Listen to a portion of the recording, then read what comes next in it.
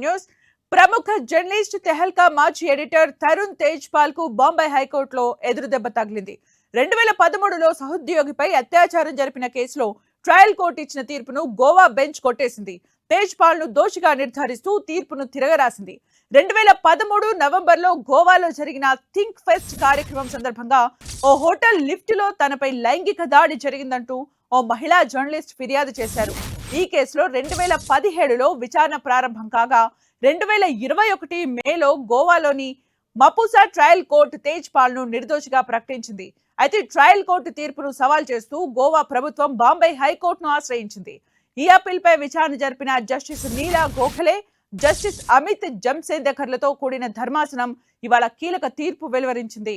అయితే తీర్పు రావడానికి ముందే తేజ్పాల్ కోర్టుకొచ్చారు.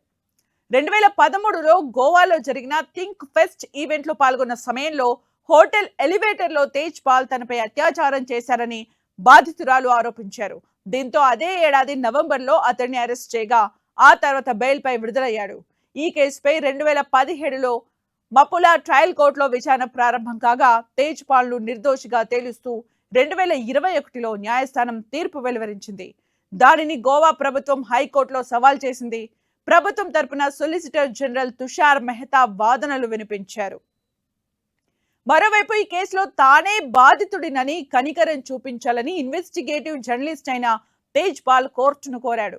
ఇప్పుడు నా వయసు 62, నేనొక బాధితుడిని, నాకు భార్య ఉంది, ఇంతకు మించి నేను చెప్పడానికి ఏమీ లేదు, మేం అప్పీల్ చేసుకోవడానికి అవకాశం ఉంది, దయచేసి నాపై కనికరం చూపండి, వాస్తవాలన్నీ రికార్డు చేసే ఉన్నాయి అని అభ్యర్థించాడు.